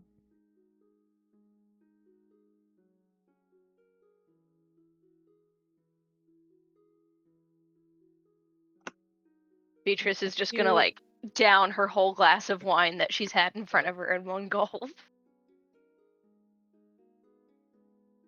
If you approach the bar, Franco looks up from what he was doing. Hello, hello, hello. Did we need something else? How was what would you call it again? A meter cedar? With How was Mita that? Cita, yeah. Oh, delicious. Sweet, a little, has some bite in it from the dryness of the cider. It was very good. Cool, cool. I'm gonna have to when I get off, because I can't do it on the job. I mean, I'm gonna have. I don't think there's a law about that. No one's gonna arrest you. I mean, and I own the place, so I guess you're right. I'll give it a try. But first and foremost, did y'all need something? Seem like you have a bit of purpose about you. I was gonna Yeah. call it the smoke show shot. I know that's not it. If someone else could help. It's a We do have one of those, though. No. It's not. It's a powder smoke. We would like a powder smoke. I would like a powder smoke. I'll powder- have I don't know what about she these said. guys. Yeah. Powder smoke. powder smoke, you say. Yeah. Those are rare in these Mhm. parts. We don't get many of them. To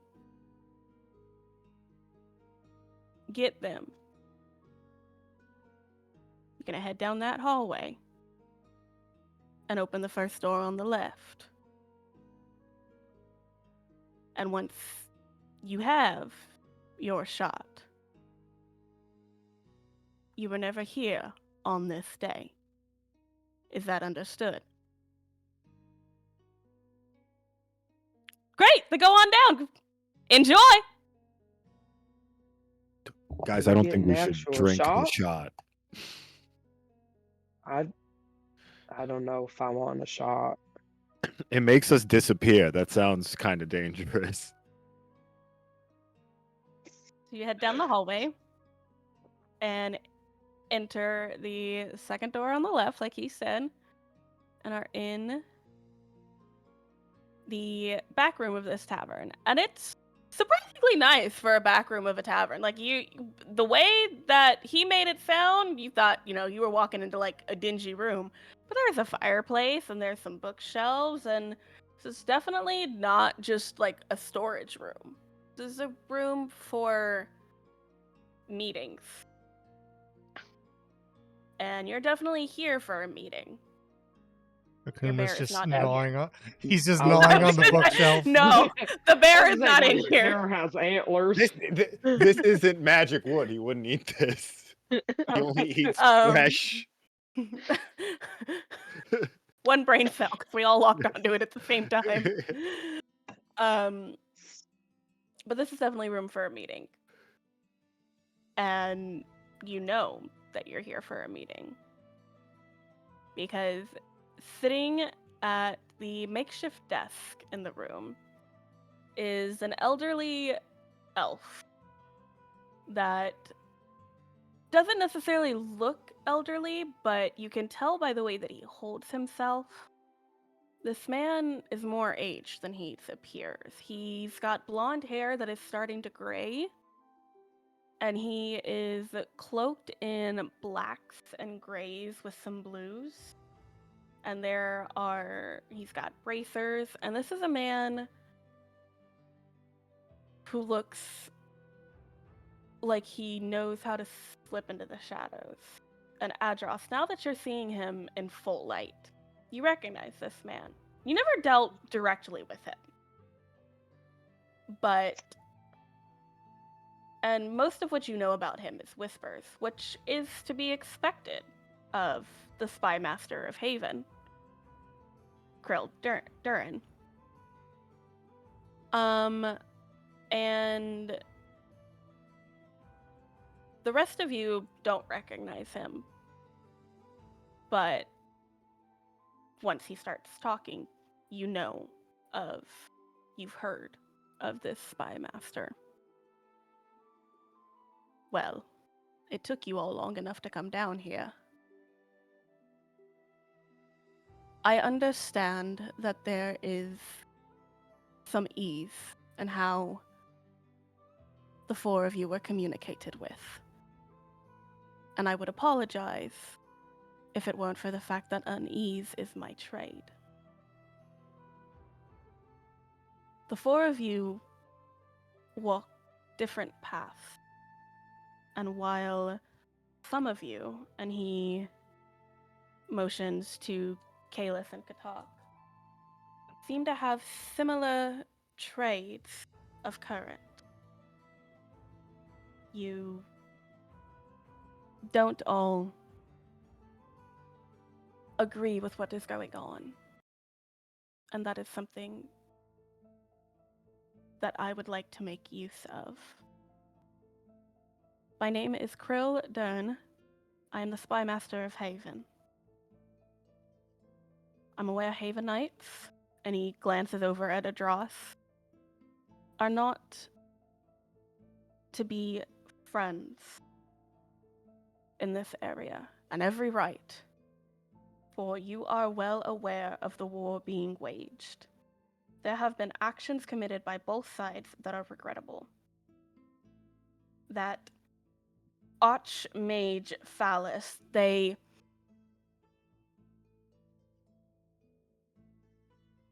plot to steal the Reaping Eye has had unprecedented consequences.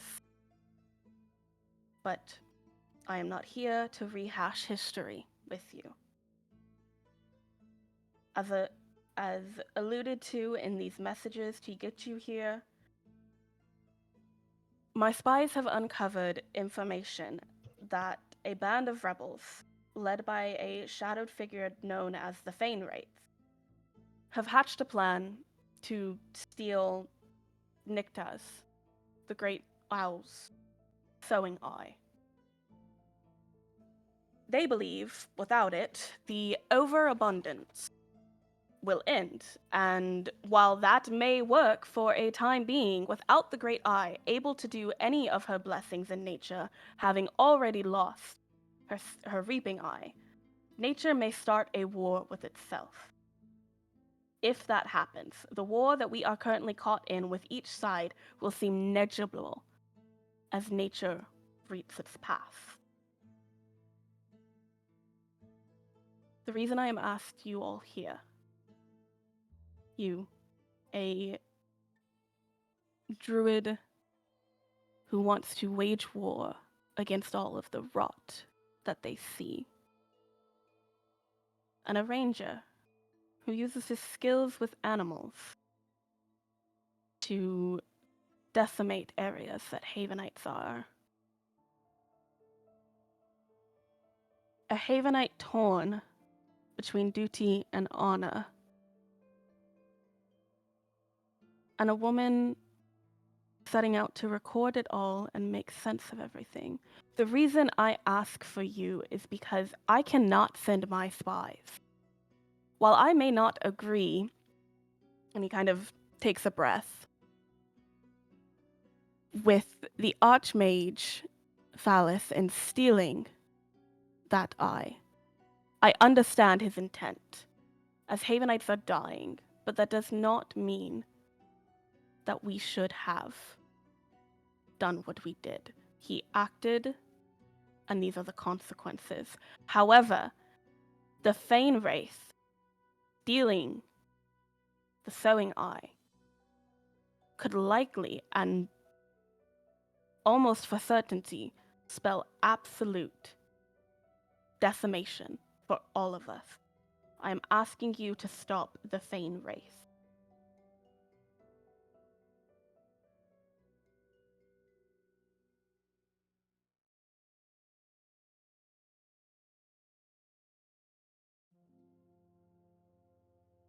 No questions. Adros gulps loudly.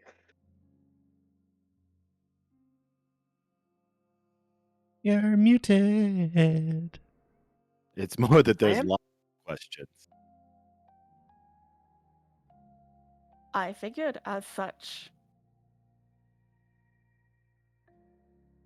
Do you plan on asking them, or are we just going to sit here in silence? I mean, don't get me wrong. I know we are very skilled, but what exactly is it you have in mind for us doing? We need details if we're expected to do this successfully, and how do we know that we can trust you? Though it does seem, I'm going to be honest, even for a spy, it seems like it would be a waste of your time to set this all up just to backstab us later. That does seem like a waste of time. He kind of rolls his eyes. Yeah, it would be. I have other matters to attend to, so I don't want to be sitting here idly. A- My Go ahead. Adros just looks at Beatrice because she's been the voice of reason this whole time. See, what I'm concerned about is you said you can't send in your spy masters, but is it a thing of can't or is it a won't? Why do we have to do the work that you say needs to be done? The snake must play their politics. That is why he cannot send his men.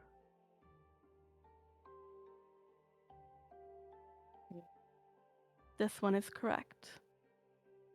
There is only so much I can do from my side. I am part of this snake, as it were. I cannot Adros send flinches. my men or women to do this job. For one, where we have reason to believe the Fane race runs her operation is far within Fanewick, and I cannot send my men that far, for it will be death for them. They are skilled in what they do, but there are other things that they need to be listening to the whispers of, rather than this, such as the whispers that they listen to bring this information to us. If I pull them out of that, we might miss another rebellious group trying to do something as infinitesimally stupid as this. And forbid that a rebellious group looks out for their own, right?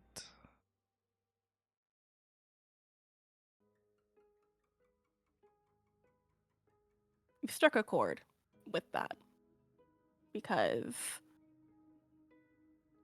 he's a spy master. He deals with rebel groups often.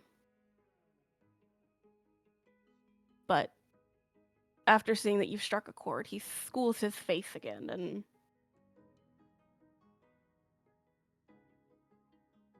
rebels serve their purpose when the purpose is just.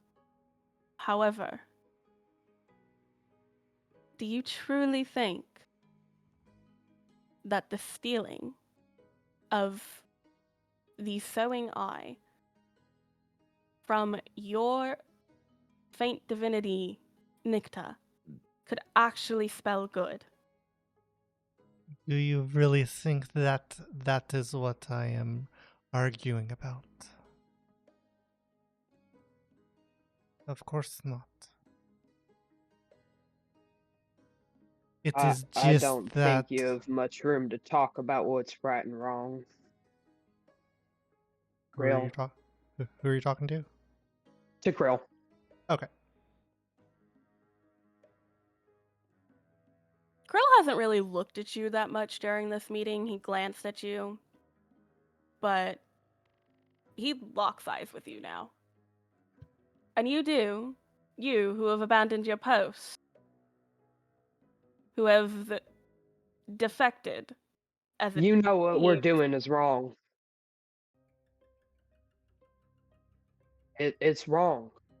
I didn't see it before. I didn't have an option to see it before, but now that I've seen, and he just kind of rubs his head.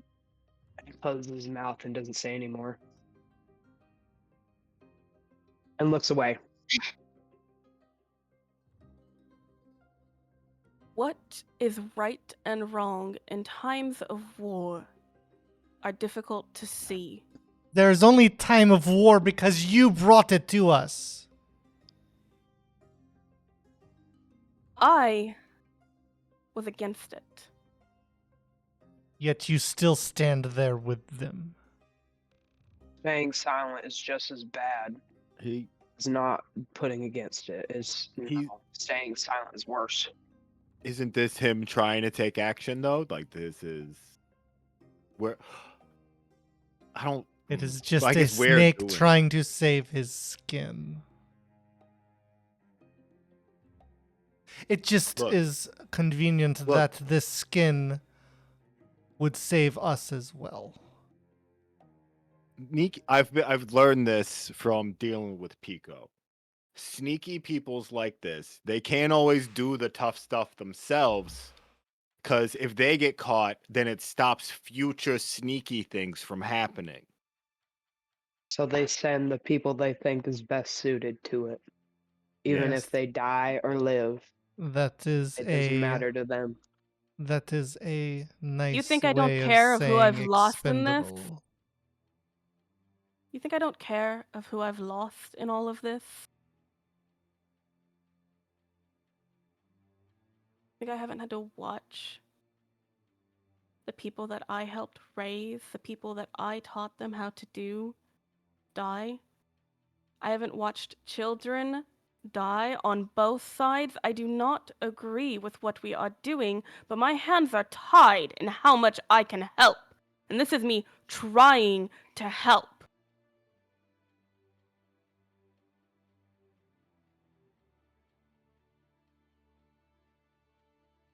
Adros just nods and silently sits down and doesn't say anymore. I concede, I agree, whatever you want me to say, that Havenites are the cause of this war. But do not lump all of us into one category.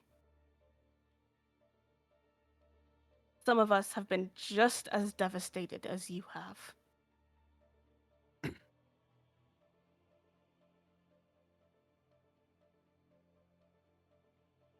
And if this Thane race continues on and does her plot of stealing the sowing eye, then the devastation may continue to an unimaginable level. For if you have nothing doing the sowing and you have nothing doing the reaping, what does nature do with itself? Your seasons, our seasons, every season is upheavaled. But it is to an extent.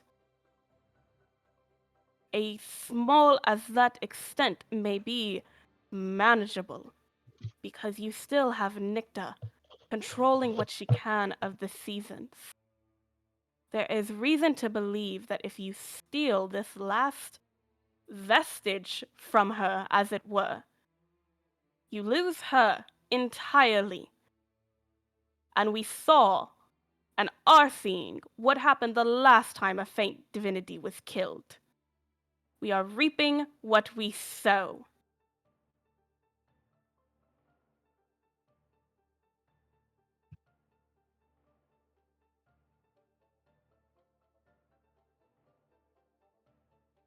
Katak's just gonna look at everyone else because he was already mentally agreed with this guy to do this thing.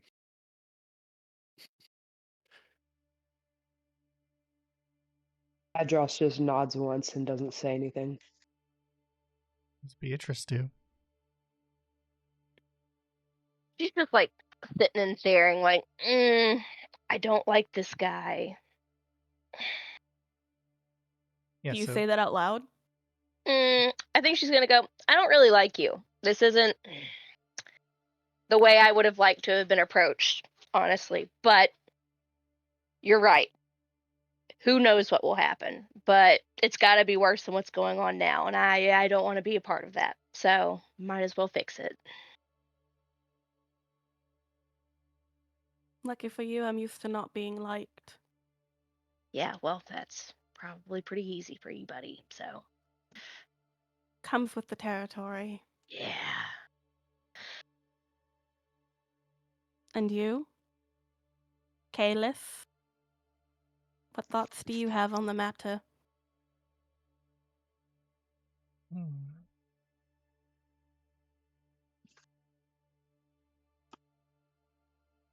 So you mean to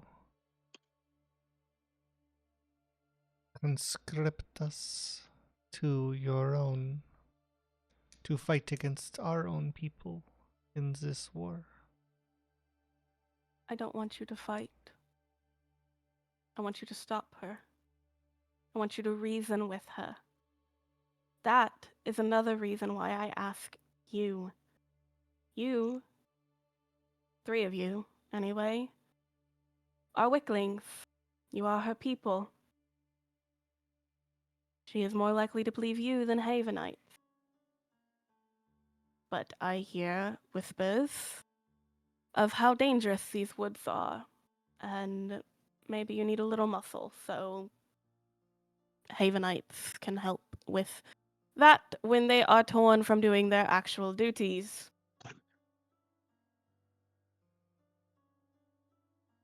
I don't want you to kill her. I want you to reason with her.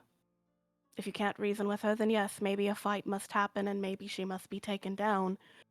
But there has been death already in mass amounts that I am truthfully just asking with you to stop her by reasoning with her.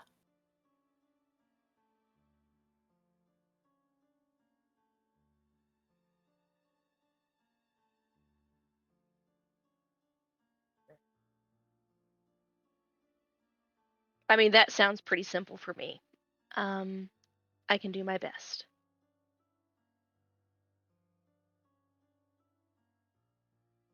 I'll be there for protection. That's all I'm good at anymore, anyways. There's a pause, and then Creel looks at you, Adros.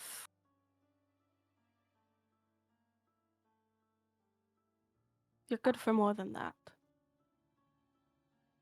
You just haven't It's not figured it what out yet. Swain thought. Swain is an idiot. An idiot who taught me everything I know. You'll figure it out in time. Should you choose to accept this mission, I hope that you do. But it is believed that the Fane Wraith runs her operation on the treetop village of Alua. Many of you, I believe, know where that is. If not, I will provide a map for you with instructions on how to get there, as well as dangers that I know of in the area. There is also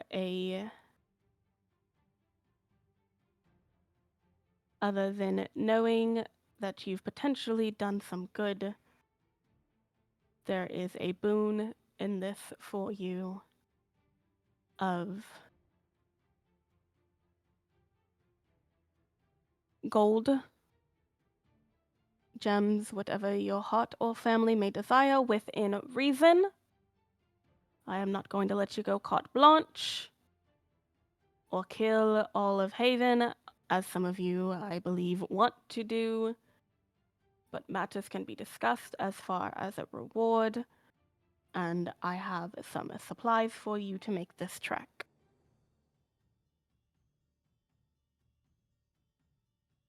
Is this a trek that you are willing to take on? Or have I wasted my time?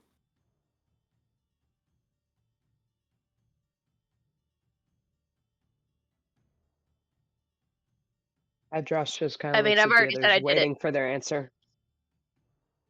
Okay. I'll follow Beatrice.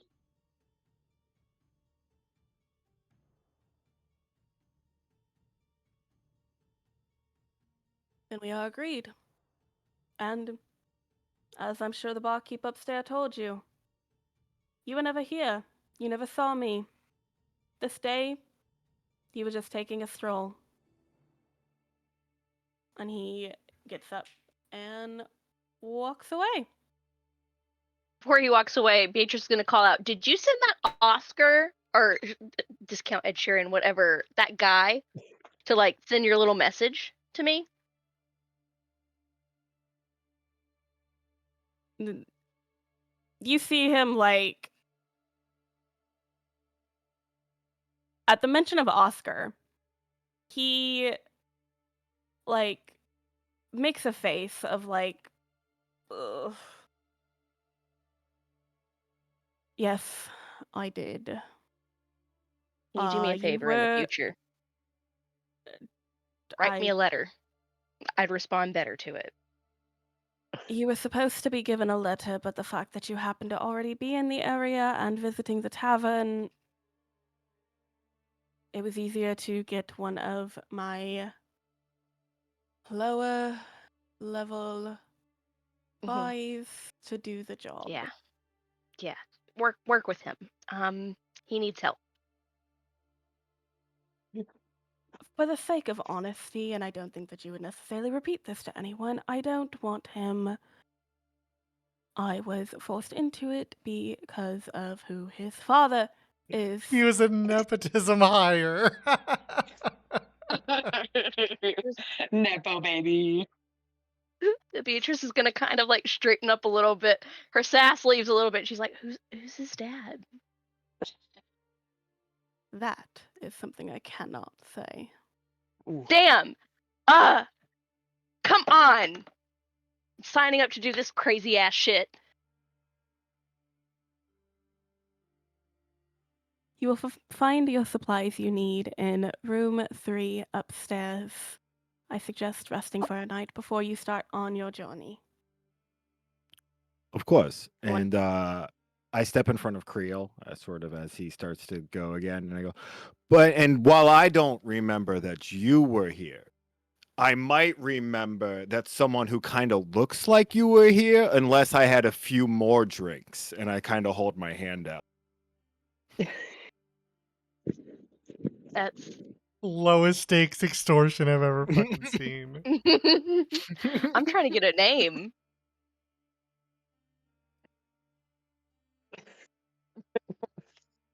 A present for me. Oh, Me? Presents? Yes, you. Okay, let me double. Oh, wait, she's over here. Yeah, that's what I thought. -1. This is. I rolled a 6 with hope. 6 with hope. Well, you gain a hope. Yep. But that is a failure with hope. Uh-huh. So he just raises an eyebrow at you.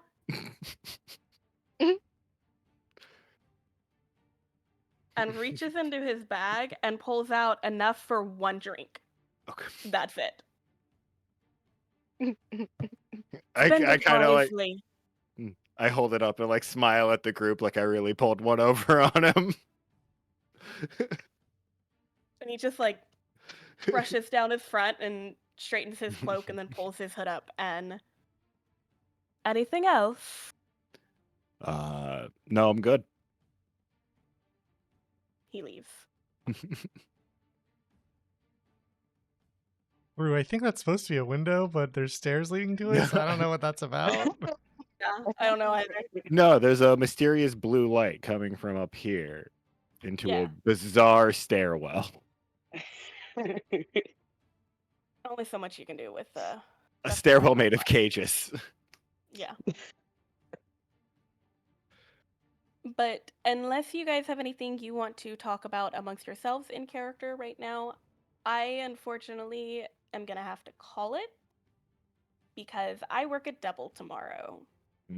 oof. I would love to play more because of the technical difficulties we had, kind of pushing us back a little bit. But Yeah. I don't sleep well, this so is a I want nice. to. Yeah. Yeah, it's This a is a fine nice spot area. for it. Uh-huh. Yeah. Can we just say that we all go up to room 3? That's Yeah. it. Yeah, Uh-huh. I Yeah. mean, you guys I assumed that, we'd start kind of with that because I'll get you guys your loot that you're getting and the little bit that he's going to provide. Make Sure. sure you keep track of the amount of hope you have because that does carry over. Does my fear carry over? Okay, fear carries. Yeah, that's right because that was something that Travis was like, it doesn't wipe. Matt started their episode 3 of their of Critical Role's Age of Umbra. The most fear that you can hold as a GM is 12. Matt started Jesus episode 3 with Christ. 11. Mhm. Matt Holy started shit. So episode he 3 had to with use 11. it. Holy shit. Yeah. But yeah, yay! I did it. You You did Yeah, did do you it. it, and did. you You did did a so good job. good. Yeah. That was freaking awesome. Um, yeah, everything with Oscar, that was I had no idea that I was gonna get resistance on that, and I was like, ah, fuck. Yeah, hard resistance. Bebo would have been Hard, all over yeah. that, like white on rice. Absolutely not.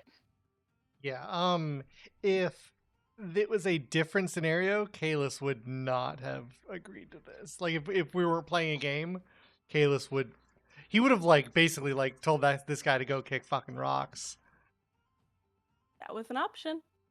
Yeah, well, it would make I don't want to take too much away from like the rest of this very agreeable party.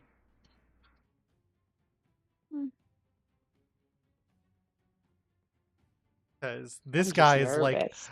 this guy is like the reason why Haven sucks. Yeah. No, he's not. No, not like the cause. He is like this kind of person is the reason Haven sucks. Mhm. Gotcha. Yeah, like I know he didn't cause stuff, but because this guy has a job, and that is the kind of society that does the things that they've done. Yeah. Yeah. Holy shit, I did it.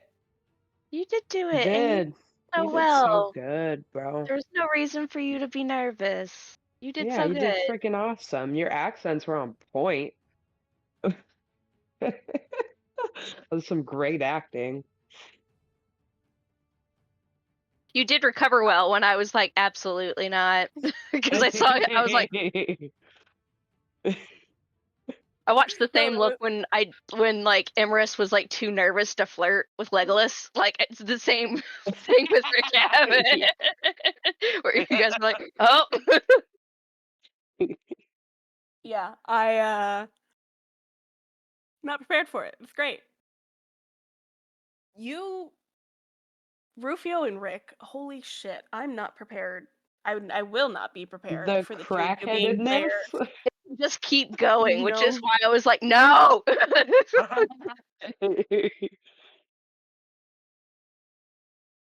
It's Yeah, a delight though. basically I had to redo it was great. I loved it, but I was like in my brain redoing Franco's entrance or like him being like part of the seed because I was like they went so much further with this than I anticipated. I loved it, but they went so much further with this that I can't interrupt them You right said now. we came in arguing, so we came in arguing. Yeah. You're muted, Rufio. Correct.